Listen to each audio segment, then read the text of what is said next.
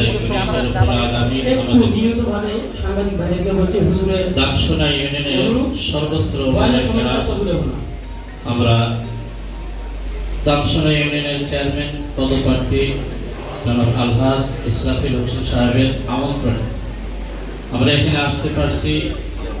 আমরা আরো সৌভাগ্যবান, আমাদের সকলের শ্রদ্ধাভাজন সারা বিশ্বের পরিচিত ব্যক্তি মোনাজের আজম হুজুরকে আমরা সবাই মনে প্রাণে মন থেকে ভালোবাসি, শ্রদ্ধা করি।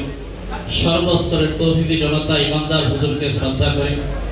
হুজুরের আলোচনা শোনার জন্য আমরা সবাই অপেক্ষায় থাকি। আজকে আমরা গর্বিত, আনন্দিত। রবের দরবারে আমরা বারবার শুকরিয়া আদায় করব। আমাদের সামনে সকলের শ্রদ্ধাভাজন মোনাজের আজম আল্লামা নুরুল ইসলাম আলফির দামাত বারাকাতুহু বসা আছেন। হুজুরের বসা অবস্থায় আমি কথা বলবো, সেটা আমার জন্য বেয়াদবিমূলক। তারপরে দু একটি কথা বলবো।